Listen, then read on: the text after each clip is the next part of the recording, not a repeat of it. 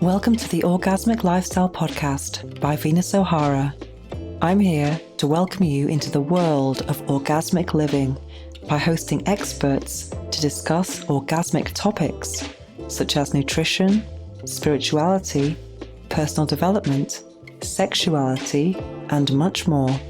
Here, we will offer lifestyle lessons that can help you lead a fulfilling, joyous, and orgasmic lifestyle. I'm your guide, Venus O'Hara.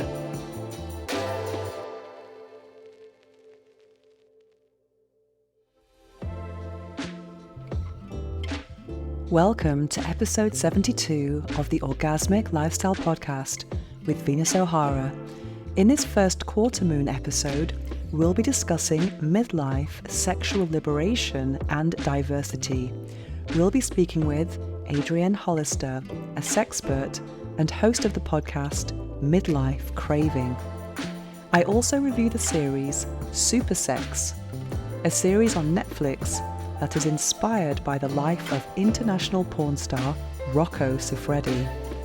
The episode ends with a guided meditation with affirmations for celebrating sexual liberation and diversity. But first, let me share with you my opinion and experience with midlife sexual liberation. I had such a great time speaking to today's guest. She is also in the world of sex toys, so it's nice to compare and contrast different preferences with sex toys and also discuss different working methods and about how we use our toys. And that is all to come. But I wanted to talk about female sexual liberation at the midlife time of life. And I wanted to share a bit about my own experience and that contrasts a little bit with the experience of our guest today. I have many friends who have been married, they've had kids, and then when it gets to midlife, they've had a divorce, and that's been an incredibly, although painful, but also a liberating experience for them, an experience that's taken them to discover their sexuality in ways that they'd never imagined. Because sometimes people could think once they get married and they have kids that part of life can be over. And I find that quite fascinating, especially since I have not really signed up for conventional life, whereas some people do sign up for the conventional life of getting married, having children, having a mortgage, etc. And then things kind of don't work out in that way. And then life can take you by with some very big surprises, and then you're in situations that you never imagined. This reminds me of the show called First Dates. I think it's an international format, and the UK format is really quite fascinating to me. It takes people who are apparently well matched, from what I can understand, and they go for dinner in a restaurant, and then we watch them have dinner and the conversations that they have. I always find the older couples more interesting because of their life stories and how much they have learned, and also how life didn't turn out how they expected. And I find that incredibly interesting. The younger ones are not that interesting. It's more about the physique and, are we going to do we find each other physically attractive? Whereas that's something I think about my own midlife development and growth. I don't think about, I've not been married, I've not had children, but I have been growing in other ways where, life or the focus of sexuality has definitely shifted over the years. And that's something that another guest of mine, a future guest, was discussing as well in his sexuality, about when he was young, it was all about the physique, and then it got to the mind, and then now at a midlife stage, it's all about the heart. And I do find that to be true for myself. But in my own solo exploration, I have found sex toys to be incredibly liberating, and I think today's guest would definitely agree with that. I was concerned about my own toxic patterns when I was younger, because I've always had a very, very, very high libido, and I was afraid of my libido, to be honest. I never thought that true liberation was promiscuity. It never sat comfortably with me. That's my own interpretation. Of course, you have to live your sexuality in a way that feels comfortable for you. And I'm not saying that is right or wrong, but I know what feels right and wrong for me personally. And also, if I had experiences or times in my life where I would be what people would call promiscuous, I was never looking to be promiscuous. I was looking for someone to repeat. And I think that's a big difference between, some people who actually go out there and they just want to have lots of different bodies. I was looking for something to repeat and get deeper with always, even in my younger years. But then I got into a situation where I was with a guy who we had sex. It was amazing. Did it again and again and again. And it got to a point where I was emotionally attached to him, and I didn't really want to be emotionally attached to him. And I was frustrated at myself. I just couldn't just walk away from this situation that from which I'd become dependent upon. It was very, very frustrating. And also when we had arguments, they tended to be very toxic. Of course, conflict is a normal part of any relationship, but these particular arguments were next level. And then the toxicity of those arguments meant that the makeup sex was just explosive. So it was a very vicious cycle of makeup sex and then this dependence. And I thought to myself, I must break this pattern because it's been going on for far too long now in my life.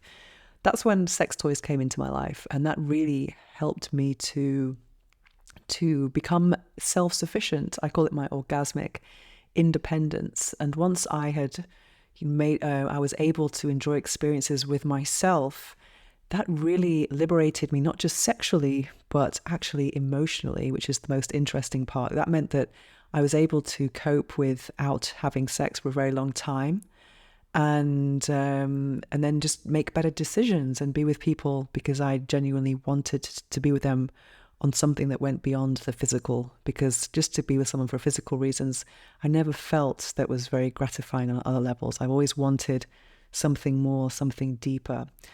And then, so sex toys have been a very big part of my sexuality.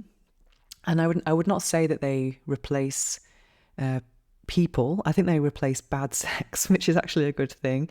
And also they can add a little fun layer to couple sex as well, if you're open to that. For me personally, I'm not really into that because I think, that's my job. A lot of the time I'm reviewing sex toys every week. I'm also have spent many years designing as well. Sometimes I have to do tests for toys when I'm not exactly feeling horny, but there are deadlines. So that's not something I bring into my bedroom. In fact, in my bedroom, I don't even have any sex toys at all. I have 800 in my spare room, but 0 in my bedroom. So, because I really do long for a more human, skin-to-skin, emotional, spiritual encounter with someone else. And also that's something that's more heartfelt and something that's much more emotional. I definitely crave the emotional connection that can be felt during a sexual encounter.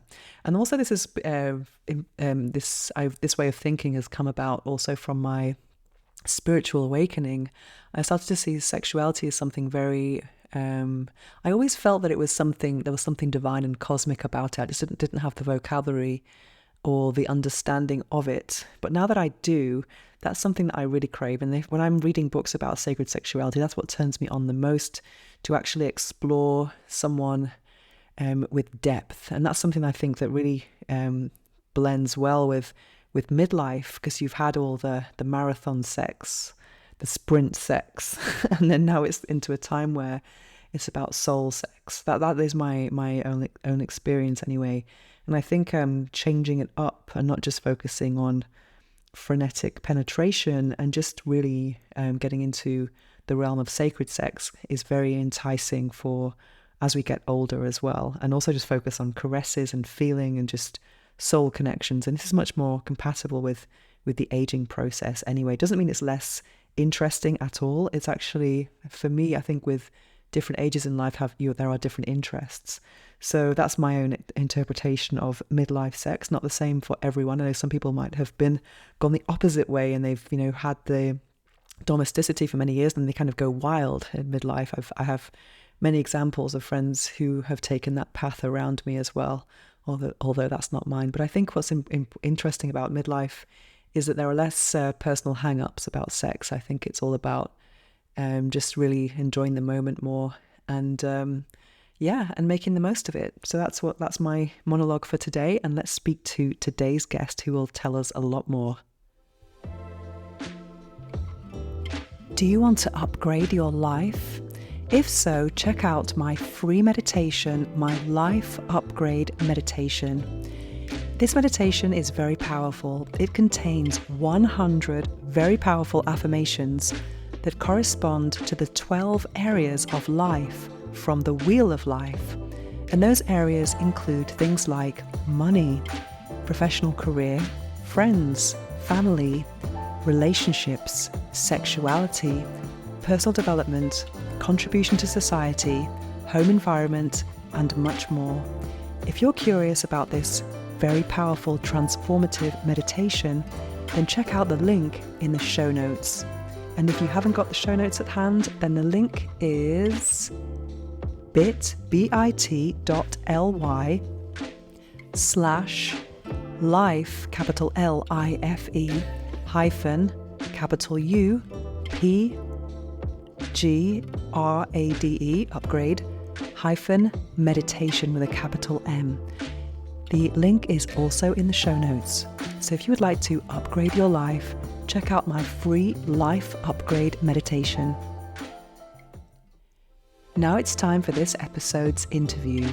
We'll be speaking with Adrienne Hollister, a sexpert and host of the podcast Midlife Craving. Adrienne Hollister, welcome to the Orgasmic Lifestyle Podcast, where every day is a climax. Thank you so much for taking part in this interview today.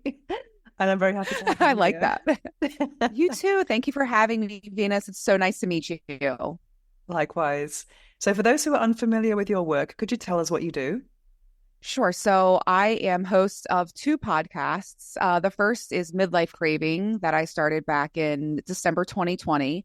Mm-hmm. And now I am the host of Toy Stories, along with my partner, Tracy Dog, my favorite sex toy maker. And I'm just out here, sharing my journey, my sexual positive journey, and also, helping others build their confidence in the bedroom. I'm famous for my Just the Tip segment, and just really motivating everyone to live their best and most authentic life, because at this midlife phase, you start to realize, am I really living the way I want to? And I'm just out here promoting that and sharing my journey as I'm out here doing all the things that I crave.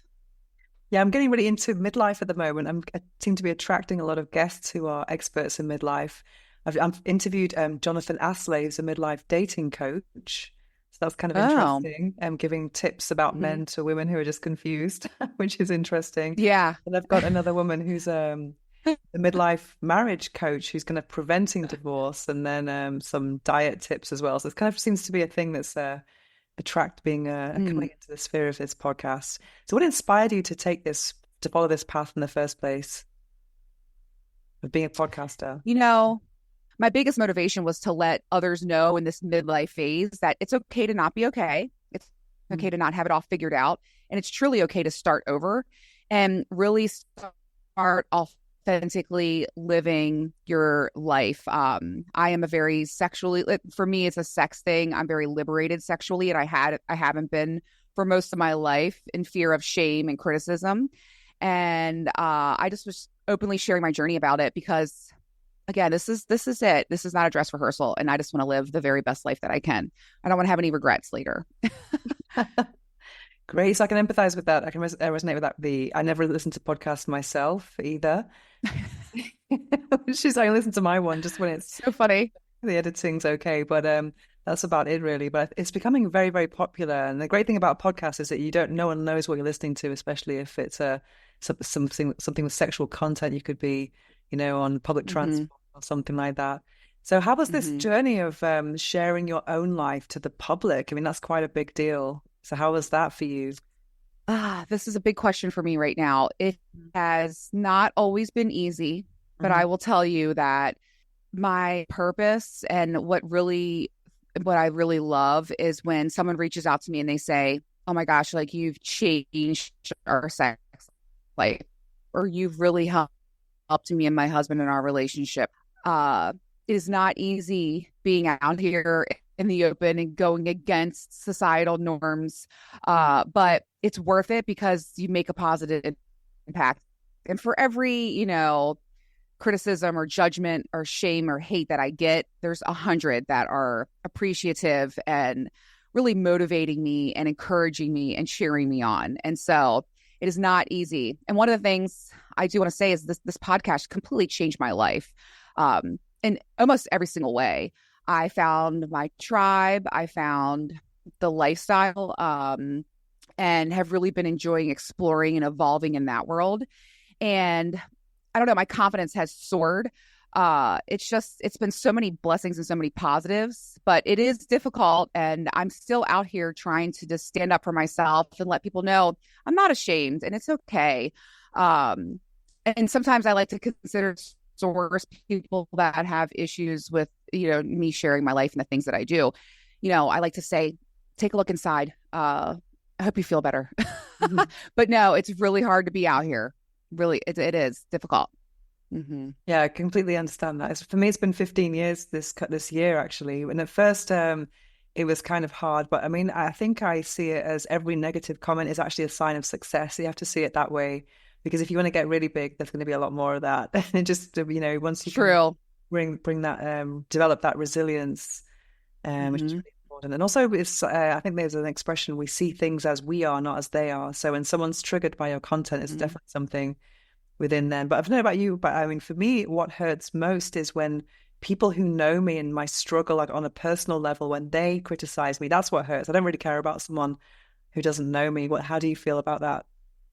Is that something that rings true for you? Venus, I relate so much to that. Yes. Yes, over the last 3 years. But I also feel too that it kind of did me a favor. You know what I mean? Oh yeah. I like good filter. I've talked about frenemies. I've talked about frenemies and people that were just negatively impacting my life. And I'm like, so it's done me some favors, but I will tell you, developing the thick skin for people online is one thing. When it starts to impact your real life, that's tough. And I've shared a lot about that on my show and on social media, the slut shaming, the criticism, it's impacted. I'm a single mother. And, that's what else is hard is people see me as this like sex podcaster, but my life is so much more than that. My podcast and my social media, it's a highlight reel, just like everyone else's. And, I'm a mother first, and I'm a daughter and a friend. And, I think that's one of the things I like to talk about is how, I may be slutty, but I'm ethical about it. And I demand respect, but yeah, when it impacts your real life. And like I said, I've lost some friends along the way. It's tough, but I do want to give a shout out to my family and my closest friends who support and love me like none other, especially my closest family members, because they get some negative impact too. It's affected their lives, and they do nothing but love and encourage and support me. And in today's world, I appreciate that very, very much. So how about you? Like, do you have support? Did you feel like you had the same journey where you found out really quick who your real friends were? Yeah. And for me, because it's been a kind of over a longer period of time as well, I think there've been a lot of people along the way that I thought were on board, and they've shown me that they weren't. And that's really hard, because I'm quite a confidant. Maybe you are too, that you inspire trust in people, they open up. And then when I've tried to do the same, I've found that I haven't had the same level of understanding, which is really hard. And I have had to, it is a filter, and a lot of friends who haven't been supportive of me have just gone. And I'm kind of glad now, because I know that ones who are worthy are around me. But what I was going to ask you the next is how does this affect dating? Because I know that sometimes, I have a spare room with 800 sex toys because I've been a sex toy reviewer and designer for 10 years. So this is kind of hard. You got to be careful where you sit in my house. It's just toys everywhere. It's like looking in the mirror. I'm actually staring at acrylic shelves that are lighting in my studio, just full of sex toys as well. I'm the same way. I love that you asked me this because this is something now it's become a reality in my life. So I've been single for almost 3 years now. Mm-hmm. And I've been in the lifestyle, thoroughly enjoying it. Okay. Living my very best life. And it's been great, but I'm at the point now where I've done a lot of healing. I've had a lot of experiences, and I am looking for a primary partner. And I would love to learn from you because I'm struggling. And I don't know what to do because it's like, Venus, do I tell them who I am right away, which is how I feel I should be? And I'm a very what you see is what you get kind of gal. But the issue is these men are terrified of me. And I've literally seen it happen in slow motion. You know, his face turns white and he's like, it's sorry, do you You do. what? And I can see sense partner, someone that really is into me and is meant for me. They are going to love the very thing that I love most about myself, and they will not be intimidated. They will be confident. They will be open to learn and open to explore with me. But it is rough. And for everyone that thinks, oh my gosh, I would, you know, a lot of men say to me, where can I find a gal like you? Or, you know, I want a woman confident and has the sex drive that you do.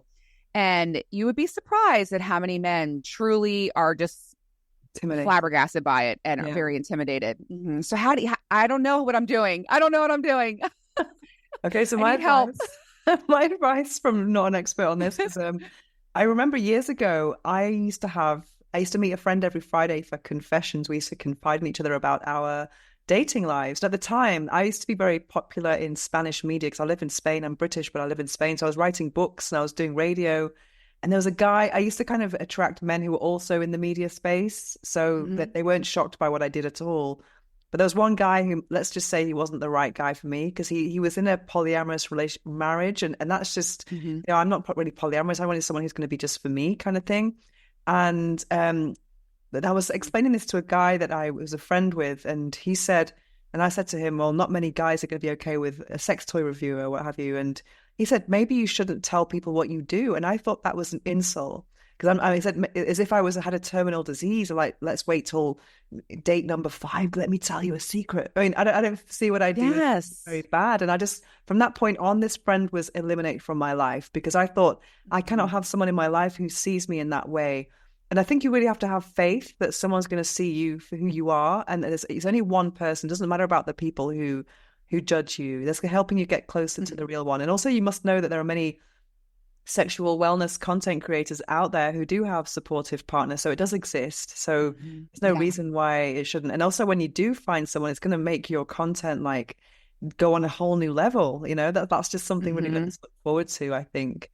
So I think, and also I think it's really important to kind of show all sides of you and not just the sex side, because there's also, I have a holistic approach. That's kind of what I'm working on. And I give lots of workshops as well. So people get to know me on a personal level. And so yeah, I think it's about having faith and also, because I think for myself, I was blocking myself because I was thinking I wasn't worthy. I was kind of doing this service for others at the expense of my own personal life. And I have to say, no, my personal life is important as well. So I have to kind of stop being a workaholic and really focus on that and get out there and mix with people who have the similar interests to me and just hope for the best. And it's kind of worked out. So that's just to have faith. And maybe this time, if it's it was said you just come out of a divorce as well, maybe it's just time to find yourself and then you'll be more ready. But don't hold back. Yeah, definitely not. That's what I'm thinking too. Because a lot of friends have said to me, like my friends in the lifestyle, they're like, Adrienne, just have a few dates and then tell them later. And I'm like, yeah, but that doesn't feel genuine to me. I don't want to blindside them with this, you know, unique life that I live. And it is unconventional. But I agree. There are many different facets of my life, and I'm not just the sex podcaster that you see online. And stuff should lead more with that. And I got divorced in 2017. I got out of a long-term relationship in early 2021, and I've been single since. And I'm just really, I think I'm very healthy and healed and in a place where I am ready to open up to a primary partner. And I'm out there. It is not easy, but I'm just going to move it forward. And like you said, have the faith. So when you say the lifestyle, what do you actually mean? Because just for those who are unfamiliar with these terms, you're living the lifestyle. What does that exactly mean? Oh no, is someone drilling? That's not. Yeah, sorry. What does it mean, the lifestyle? You. Oh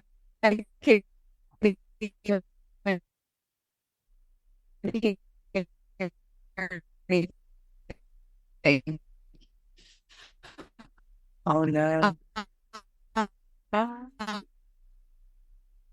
I just broken up there. You've frozen. And I've been a unicorn in the lifestyle with mostly them for the last 2 years. I'm sorry, it just broke up then when you said that. What was it? Can you repeat? Oh, sorry. Which part?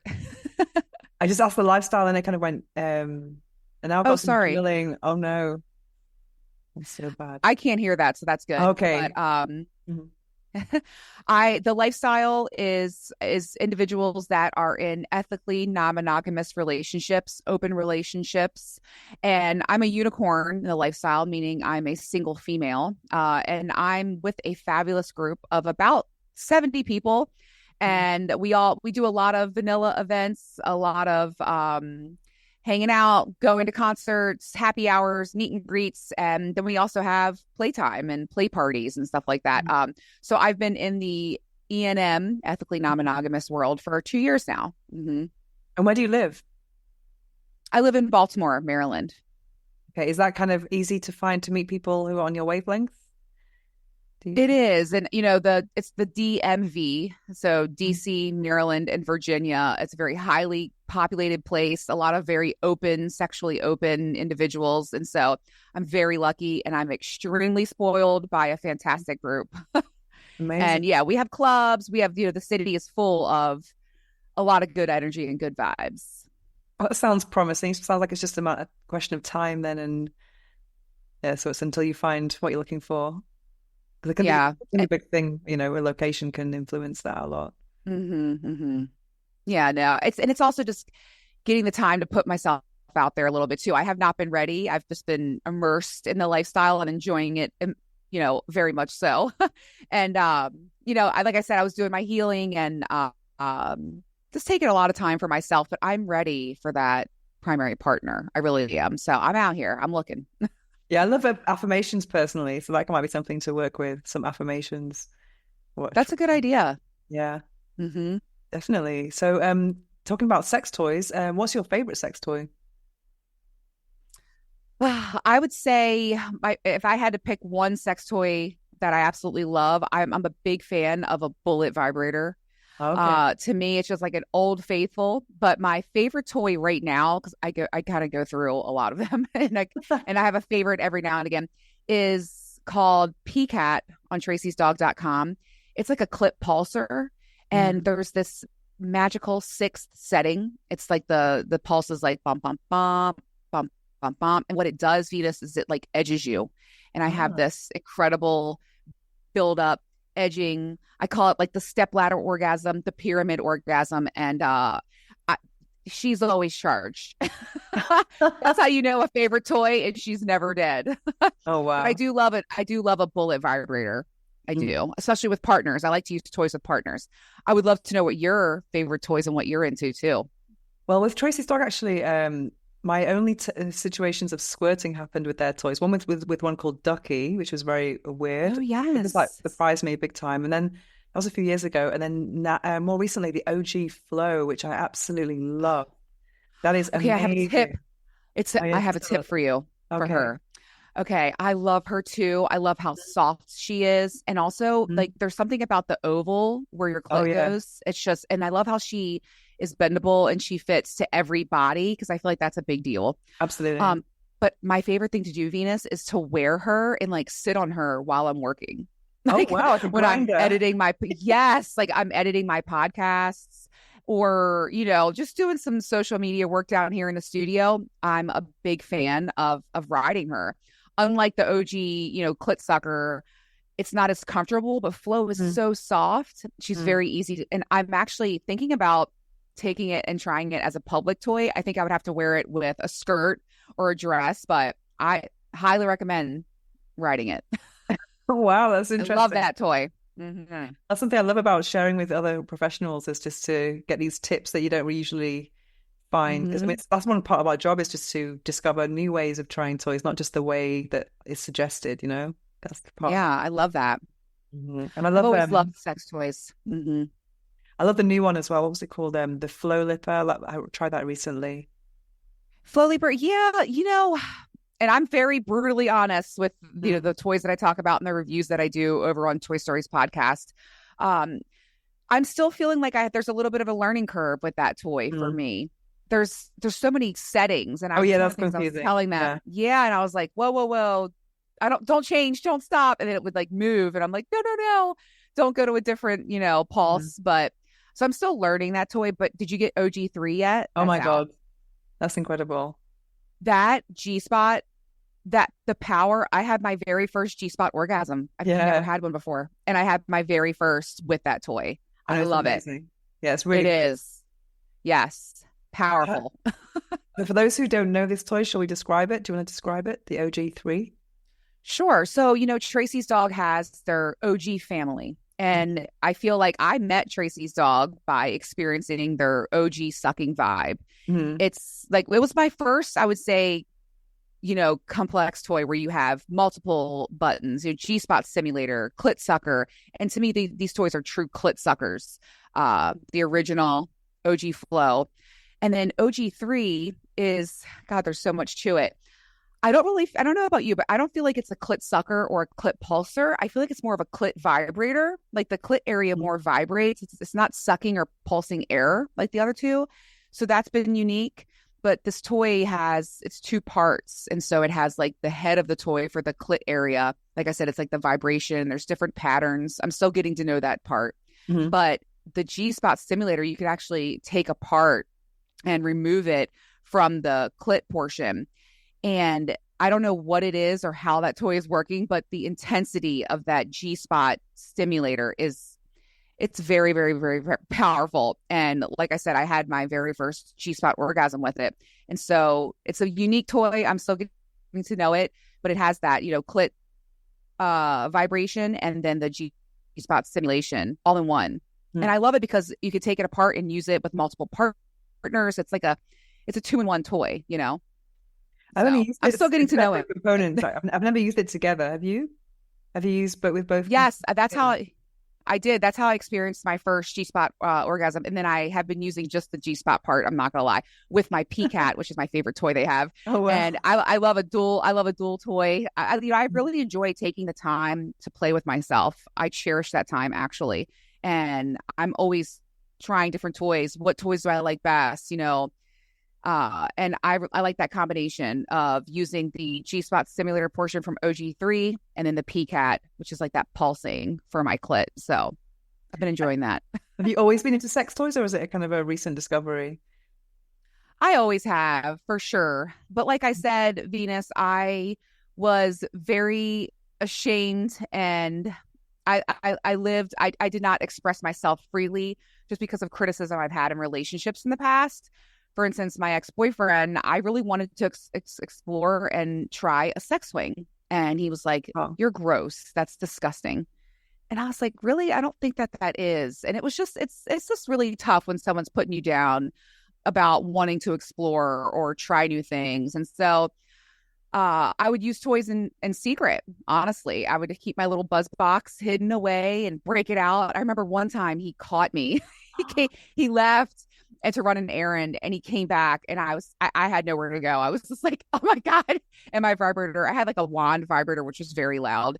And he was like, "What are you doing?" And I was like, "Well, somebody's got to come around here." And like, I have to do this. I like to say I like to have my day start off being caffeinated and masturbated.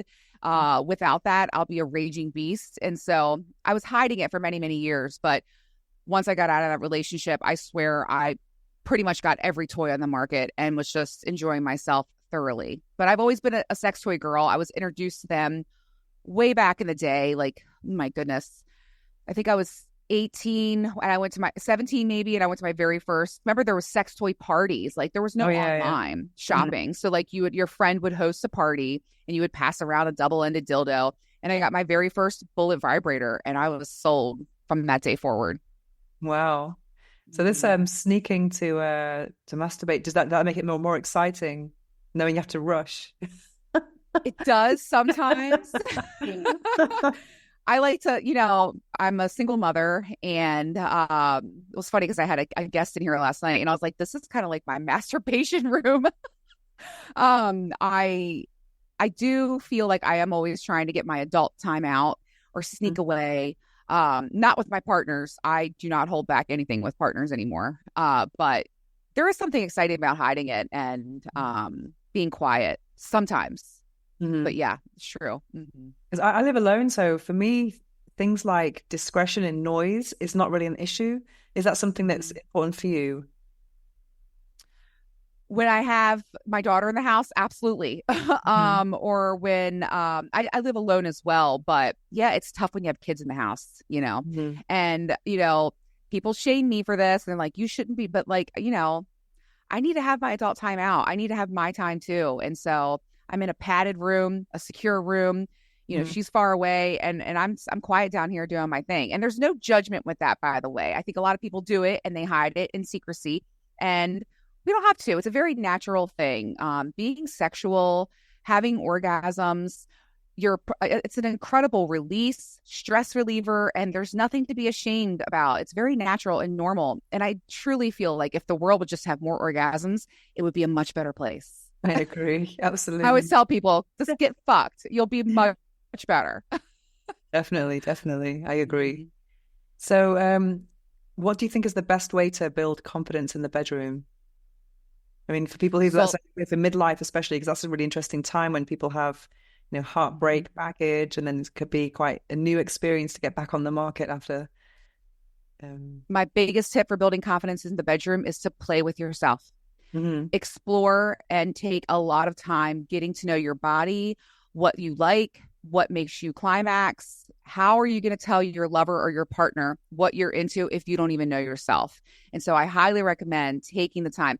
And I also love to tell my friends, let's try mirror play by ourselves. Mhm. Find out about your body. And I don't know about you, but I'm extremely turned on while watching myself fuck myself. And I feel like people underestimate the power of that and really just getting to know your body. There's different parts of your clit that might, you might like more, or different types of penetration, or learning how to squirt by yourself. That's where I learned for the first time. And yeah, truly exploring with yourself. Also, open up that communication with your partner. Like, Mhm. really, just talk about it, and don't be afraid to share how you're feeling or what you want to try. I like to promote having a to-do list with your partner. I call it my fantasy list. And you could start small. You could say, hey, today I want to try this, little dice sex game, or today I want to try only doing oral, or how about mutual masturbation? Like, there's so many different ways to explore. And I'm also a big fan of complimenting Mm. your partner complimenting you, and just opening the dialogue of, hey, I really loved the way you were fucking me from behind last night. It was so hot. Or I loved that noise you made, or the face that I saw when I was looking up at you giving a blowjob, whatever. Just it boosts the confidence in your partner and yourself because you're making them feel so good. So lots of ways. I think complimenting is an amazing tip, actually. I totally agree with that because it's especially it's such a vulnerable space for so many people, and they're thinking, "Do I look okay?" Or, so it's a really good tip to make someone feel more at ease. Mm-hmm. And over the years, I've had so many people say to me, "I don't know how to express my fetish just to my partner," and sometimes it's a great tip about starting small. If you don't shock someone with some kind of hardcore fantasy. Right. Yeah. Right. So my kink is breath play, and I dabble into the world of asphyxiation with very trusted partners. That takes a lot, but I could say something like, hey, I like the feeling of being pinned down, or I like it a little rougher, like starting very small like that. I'm not going to tell some guy, hey, I want you to choke me. Yeah. It takes some building up to that. And also, pro tip, when you're choking, you should be pressing the sides of the neck, not the Yeah. front. Oh yeah, yeah. I mean, Definitely. but yeah, I agree. It's starting small. And one of the things that I did is I created the sex match game that I really love. And it's on my website, midlifecravings.com. And you just print it out. And then I have a PG version, which is like, let's open things up. And then I have like a rated R version. I'm actually making a girl on girl version because I'm going to my very first all girl sleepover next month. Wow. And just something simple like that, print it out, cut the pages, and just start flipping the cards. And it's simple stuff like, spank me or kiss me, or kiss me on my neck, stuff like that, easy stuff. Give me a hug. Like, it can start small. Mm-hmm. Yeah. Something that's really worked for me over the years has been when I've had to test board games, those erotic board games, because it's amazing because you're following someone else's script almost rather than trying to come up with things Mm-hmm. yourself. That's why cards can be a great Right. thing. Yeah. Takes So the pressure off. Yep. And definitely. then what I really love too is like how you have to blame or applaud the third person. So you'll say, it says to lick my clit. Like, you got to Yeah. do it. It says. Yeah.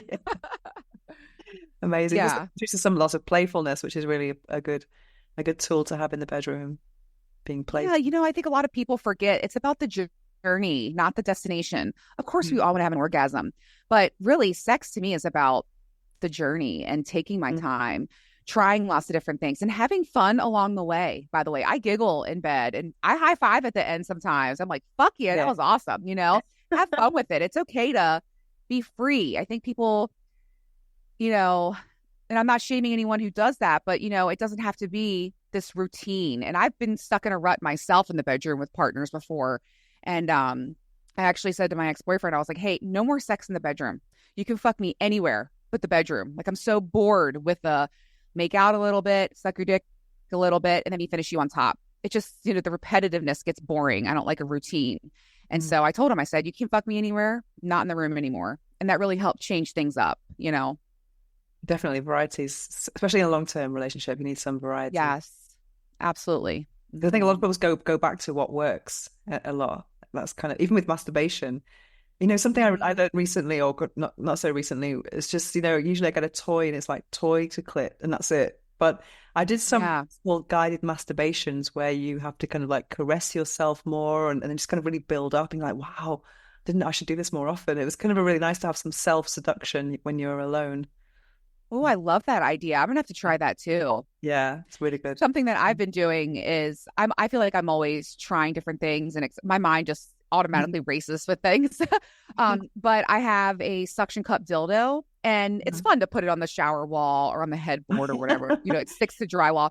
But I found that if I stick it on like the leg of my podcast desk, that I can actually like back my legs up and then get like super deep penetration. And so, While you're recording. yeah, no, no, no, I don't record doing any of that. But I'm just down here doing my thing, by myself. I don't record any of that, but just different ways to try. Great. So a couple of quick questions for you. So what are you working on at the moment? I am really just focusing on getting as much content as I can out there. Mhm. I'm really trying to grow, and I finally, 3 years later, started a YouTube channel. Oh, So I'm wow. doing that. Yeah, so I'm introducing video. That's something that I have not really dabbled into, which I know that I need to. So I'm really just focused on growing my shows and also doing things like this, meeting other podcasters and collaborating with other podcasters. That's something I have not done for about almost about over a year. So I'm trying to get myself back out there and focus on that. Cool. So how does your YouTube channel vary from your podcast? What's different about it? Is it just the video format or do you do more things? So yeah, so you can actually see me. And by the way, I've just posted one video. It's Mhm. terrible. I'm actually getting some help to sync my microphone, my audio to my visual. Mhm. Um, but I'm doing more, I'm not editing it. So it's very Mhm. real, authentic. You can see me sitting down. You can see me getting fresh, if I'm like, wait a minute, is my mic on? Is this? And so I've decided I'm just going to be very authentic and real, not as polished as the podcast that you would listen to in your ears. Mhm. And so we'll see how this goes. I also really want to explore with doing more video content where I just come and talk about things or a situation that occurred, kind of like a real time reaction to things. Like I had sex in my car last week and I hurt my arm really bad. Like I was going to share that story on there, little stuff like that. So I have like shorts and just very raw and real video, and perhaps going live on YouTube too. I just really want to explore and grow in YouTube.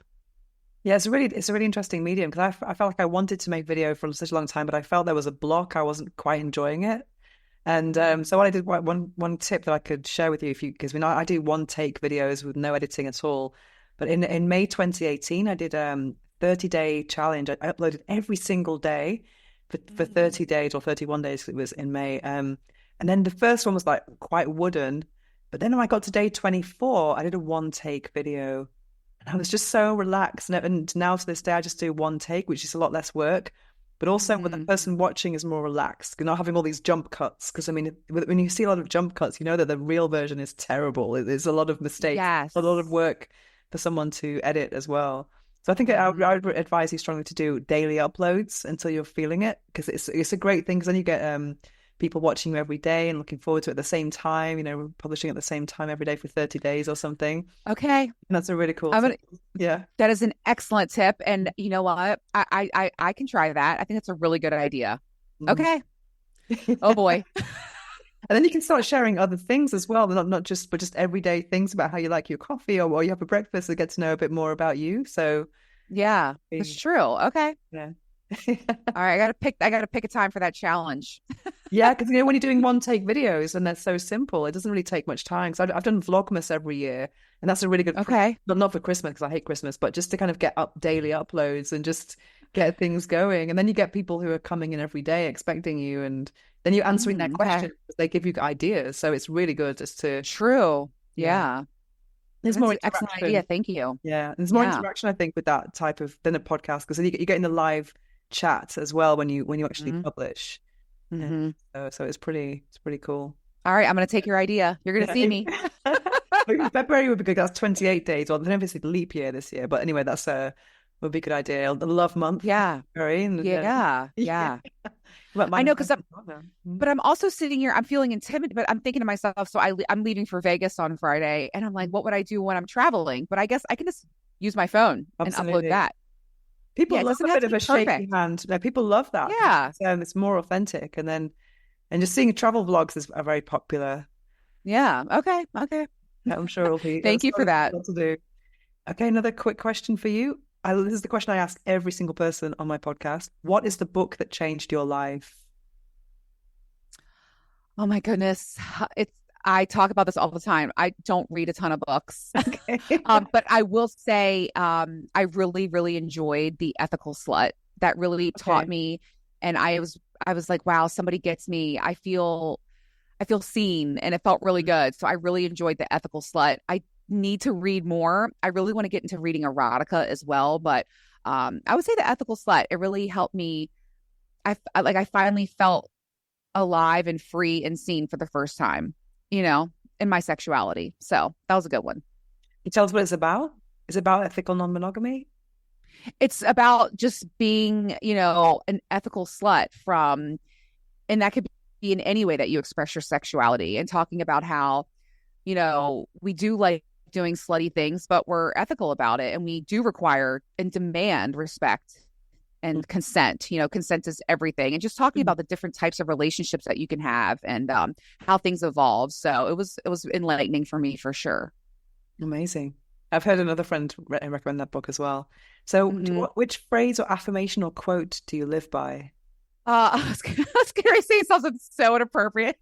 You Oh, can. I was gonna say I'm a very big YOLO girl, like fuck it all. What do I off the rails a little bit? This is that's a good question. You know, I will say this one quote that has followed me through my college years and professional life and even in podcasting. Whether you think you can or you can't, you're right. Okay, that's good. Mm-hmm. And then where can people find you? You can find me as the host of Toy Stories podcast. It's Toy Stories, STORIEZZ.com. And on Instagram, my handle there is Toy Stories _ TD for Tracy's dog. Also, Midlife Craving at Midlife Craving on Instagram, midlifecraving.com. I also love sharing just the tips segment over on TikTok, and that's Midlife Craving Podcast. And then find me on YouTube because I'm on there now. And you can see my 30-day challenge, and it's at Midlife Craving Podcast. So lots of different Amazing. places. Amazing. I'm looking forward to seeing your 30-day challenge. So thank you Yeah. so much for joining us today on the Orgasmic Lifestyle Podcast, where every day is a climax. Thank you for having me. It's been wonderful chatting with you. Likewise.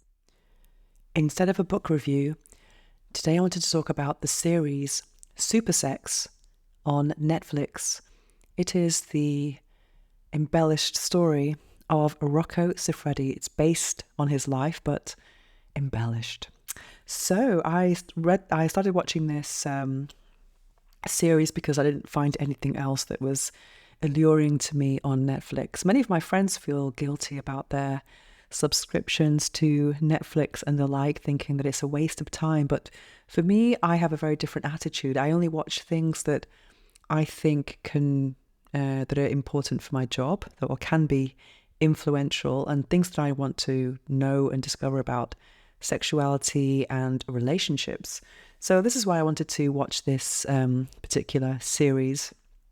And I'm not very familiar with porn, as you may know. I don't watch porn. It's never appealed to me. In fact, it's quite the opposite. I find it to be pretty disturbing. I did watch another Netflix documentary about Rocco, and I found that incredibly disturbing, especially things like putting your fist in someone's mouth and girls who didn't want to do anal sex, but then they realized that they had to if they wanted to get money. I just felt like this wasn't liberating, and the rough sex as well. I mean, I'm not saying that some people can enjoy that, but I think it's dangerous when this type of rough sex is normalized to the point where it's on homepages of popular porn sites that aren't even about BDSM or violence, but just basically presenting this as a generic mainstream idea. And also, I've personally experienced these types of trends entering in my bedroom, and I didn't really agree to them. So yeah, I'm not a fan of porn at all.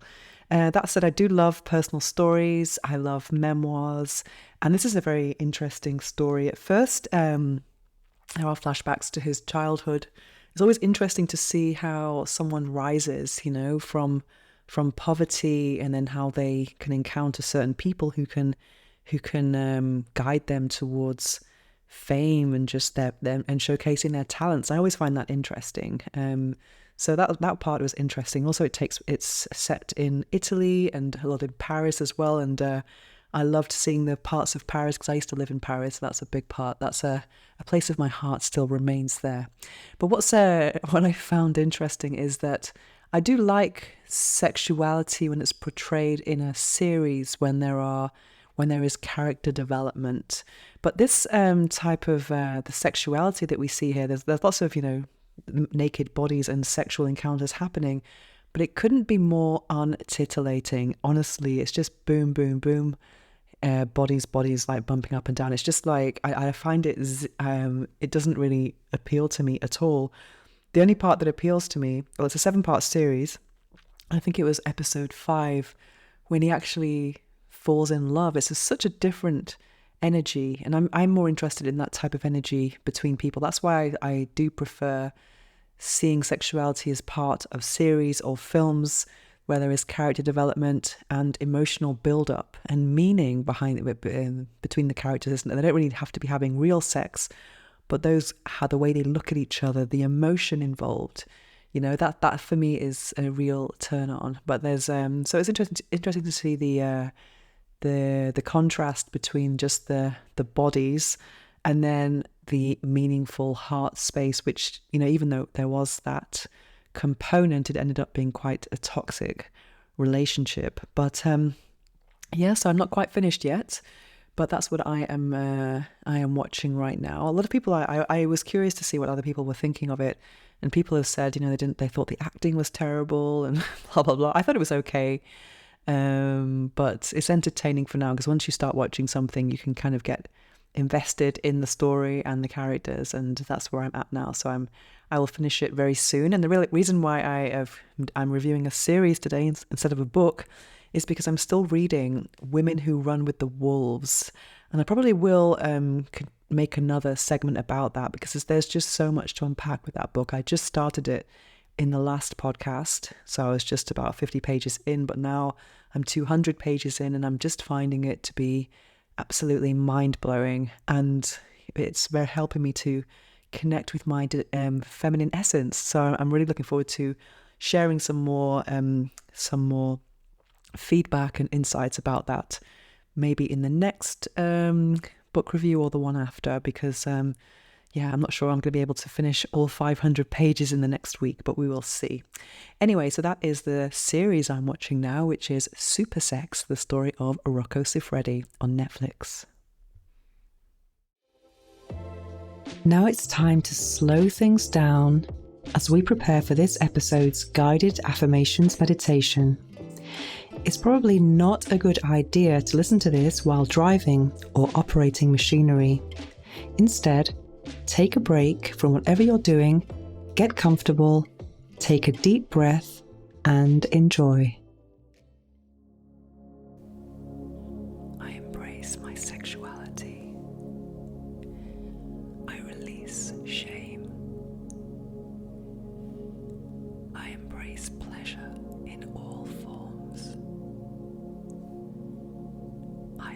my desires and communicate them openly. I trust my instincts to guide me towards fulfilling experiences. I respect boundaries. I celebrate my sexual diversity. I embrace my sexuality. I release shame. I honor consent in all interactions. I am deserving of pleasure in my sexual experiences. I embrace my authentic sexual self. I explore and enjoy new avenues of sexual expression. I celebrate my sexual diversity. I embrace my sexuality. I release shame. My sexuality is a natural and healthy part of who I am. I release judgment towards my body. I release shame towards my sexual desires. I am worthy of experiencing pleasure. I celebrate my sexual diversity. I embrace my sexuality. I release shame. I radiate confidence in my sexual encounters. I deserve satisfaction in all my sexual relationships. I express my sexual needs with confidence and clarity. I allow myself to explore new ways of pleasure. I celebrate my sexual diversity. I embrace my sexuality. I release shame. I am guided towards fulfilling sexual experiences. I allow myself to enjoy sex in the way that most satisfies me. I live my sexuality authentically and unapologetically. I embrace my true sexual self with love and acceptance. I celebrate my sexual diversity.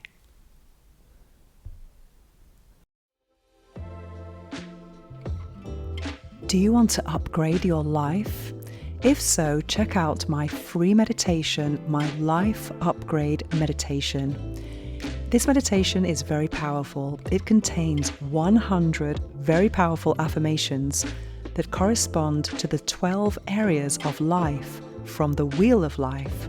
And those areas include things like money, professional career, friends, family, relationships, sexuality, personal development, contribution to society, home environment, and much more. If you're curious about this very powerful transformative meditation, then check out the link in the show notes. And if you haven't got the show notes at hand, then the link is bit.ly/life,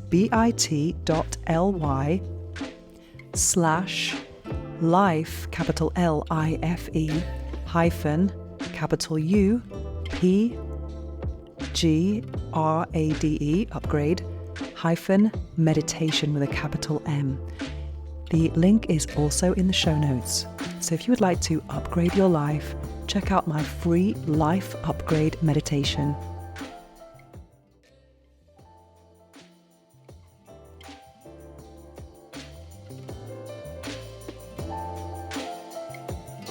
find out more about me and my orgasmic lifestyle, visit venusohara.org or follow me on Instagram at instagram.com/venusohara.